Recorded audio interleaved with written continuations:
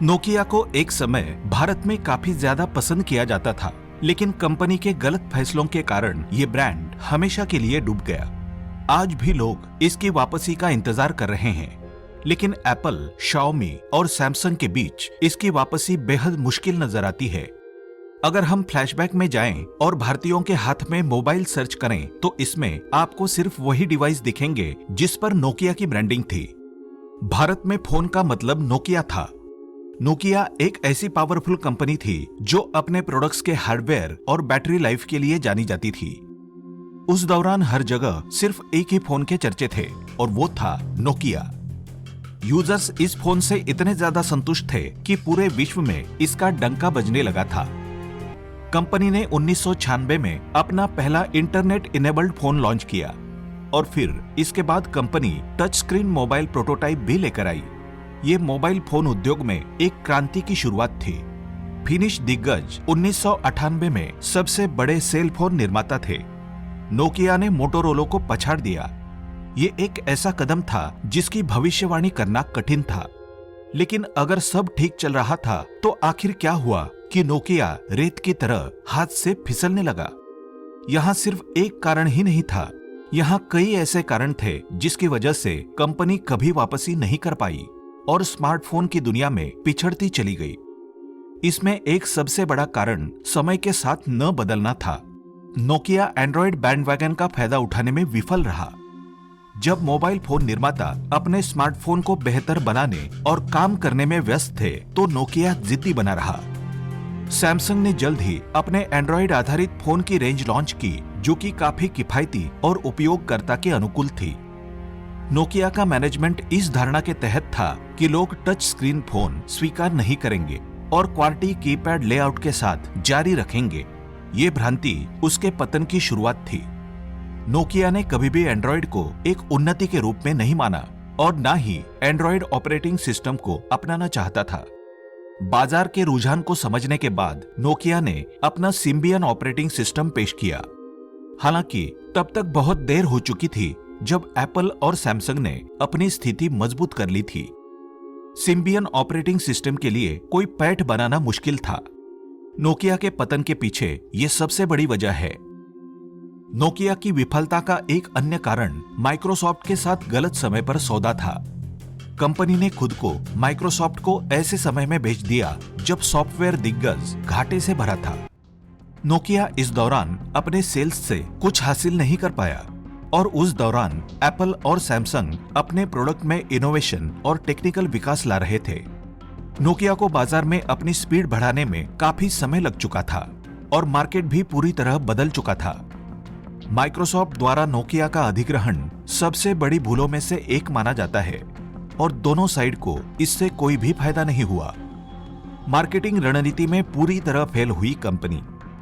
आमतौर पर खराब मार्केटिंग रणनीति के कारण एक स्टार्टअप विफल हो जाता है और नोकिया के साथ भी ऐसा ही हुआ है। कंपनी ने अम्ब्रेला ब्रांडिंग की असफल रणनीति को फॉलो किया। एप्पल पहली कंपनी थी जिसने सबसे ऊपर आईफोन के साथ अम्ब्रेला ब्रांडिंग मॉडल लागू किया। नोकिया साल दर साल यही करता रहा और इस बीच सैमसंग ने गैलेक्सी सीरीज को लॉन्च कर नोकिया को पूरी तरह नीचे गिरा दिया। पिछले कुछ वर्षों में नोकिया द्वारा बनाए गए उपयोगकर्ता का विश्वास धीरे धीरे कम होता जा रहा था। कंपनी अपनी बिक्री और डिस्ट्रीब्यूशन मेथड में सक्षम नहीं थी। इस गड़बड़ी को देखते हुए नोकिया ने कुछ आकर्षक हार्डवेयर और सॉफ्टवेयर इनोवेशन के साथ आने का फैसला किया। हालांकि ये पहले से ही नोकिया के प्रतिद्वंद्वियों द्वारा जारी किए गए थे। नोकिया की मार्केटिंग और वितरण रणनीतियों में विफलता ने मोबाइल उद्योग से इसके एग्जिट होने में महत्वपूर्ण भूमिका निभाई। इंडस्ट्री के साथ नहीं पकड़ पाया रफ्तार। नोकिया कभी भी बदलती तकनीक और ट्रेंड के साथ तालमेल नहीं बिठा पाया। नोकिया हमेशा अपने हार्डवेयर के लिए प्रसिद्ध था और उसने अपने सॉफ्टवेयर लाइनअप पर ज्यादा ध्यान नहीं दिया। ऐसे में कंपनी कभी भी अपने फोन के टेक्नोलॉजी में बदलाव नहीं ला पाई। उस दौरान कंपनी को व्यापार को मोड़ने की जरूरत थी, लेकिन जब तक नोकिया को इस बात का एहसास हुआ तब तक बहुत देर हो चुकी थी। शुरुआती पहल करने वालों में से होने के बजाय नोकिया ने तब तेजी दिखाई, लेकिन तब तक हर बड़ा ब्रांड मार्केट में कुछ बेहतरीन फोन लॉन्च कर चुका था। ब्रांड वैल्यू को किया नजरअंदाज। नोकिया ने अपनी ब्रांड वैल्यू को कम करके आंका। कंपनी का मानना था कि उसके स्मार्टफोन के देर से लॉन्च होने के बाद भी लोग नोकिया द्वारा निर्मित फोन को स्टोर करने और खरीदने के लिए उमड़ेंगे। लोग आज भी सोचते हैं कि नोकिया कुछ कमाल करेगा और अपने सॉफ्टवेयर में बदलाव कर कंपनी एक बार फिर मार्केट पर राज करेगी। हालांकि ये सच्चाई से बहुत दूर है, जैसा कि आज देखा भी जाता है। कंपनी अपने सॉफ्टवेयर सिस्टम के साथ फंस गई, जिससे कई बग सामने आए हैं। नोकिया को लगा कि इसका पिछला गौरव किसी भी तरह की परेशानी को कम करने में मदद करेगा। दुर्भाग्य से चीजें उस तरह से नहीं चली। प्रोडक्ट्स में इनोवेशन की कमी। नोकिया ने कभी भी अपने प्रोडक्ट में नई टेक्नोलॉजी को पेश नहीं किया। एक तरफ सैमसंग और एप्पल जहां लगातार कुछ नया करने में लगे थे, तो वहीं नोकिया ने उस दौरान सबसे बड़ी गलती अपने विंडोज फोन लॉन्च करके की। नोकिया लुमिया श्रृंखला एक छलांग शुरुआत उपाय थी, लेकिन वो भी इनोवेशन की कमी के कारण ढह गई। कंपनी के बेहद धीमे फोन और खराब फीचर्स ने इसे और बर्बाद कर दिया। 4G के जमाने में नोकिया के पास 3G फोन भी नहीं था। नोकिया भी आशा श्रृंखला के साथ आया था, लेकिन तब तक ये खेल खत्म हो चुका था। गलत फैसलों और जोखिम से बचने के कारण मोबाइल दिग्गज का पतन हुआ। नोकिया ने नवीनतम तकनीक को अपनाने से परहेज किया। नोकिया की विफलता एक केस स्टडी बन गई, जिसने कई कंपनियों को अलग अलग तरह की सीख दी। एक समय में दिग्गज मोबाइल कंपनी कहे जाने वाली नोकिया साल 2013 तक सब कुछ खो चुकी थी। नोकिया में लीडरशिप और गाइडेंस की भारी कमी थी। ठीक ऐसा ही कुछ हुआ हिंदुस्तान मोटर्स के एम्बेसडर कार के साथ। भारत की सड़कों पर आज एक से एक लग्जरी कारें दौड़ती नजर आती है, लेकिन भारत में बनी पहली कार एम्बेसडर थी।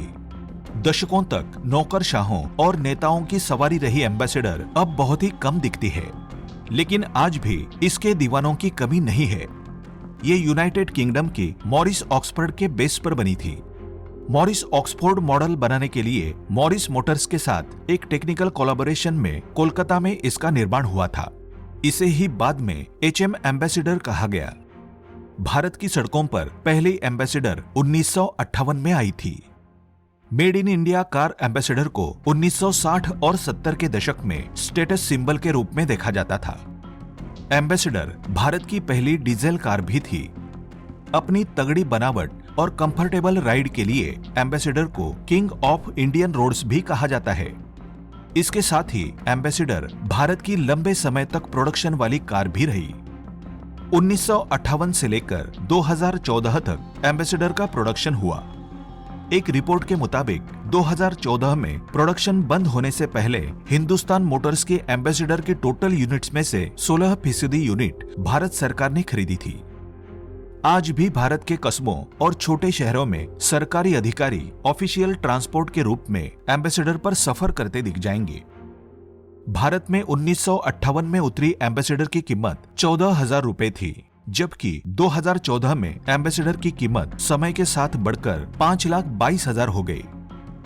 एम्बेसडर की पहली जनरेशन में 1489 सीसी डीजल इंजन था। 1958 से एम्बेसडर के 7 जनरेशन मार्केट में आए। एम्बेसडर का पहला जनरेशन मार्क 1 था, जबकि आखिरी जनरेशन इनकोर था। BS4 इमिशन स्टैंडर्ड्स को पूरा करने के लिए एम्बेसडर इनकोर हिंदुस्तान एम्बेसडर का आखिरी मॉडल था। आज एम्बेसडर बेशक नई कार कंपनियों जैसे Maruti Suzuki, Hyundai, Toyota, Honda आदि के सामने अपनी मार्केट पकड़ खो चुकी हो, लेकिन दशकों तक भारत के सड़कों पर राज करने वाली एम्बेसडर को 2013 में global automotive programme Top Gear में दुनिया की बेस्ट टैक्सी माना गया था। भारतीय मार्केट में मारुति सुजुकी आने से पहले हिंदुस्तान मोटर्स देश की टॉप ऑटो कंपनी थी।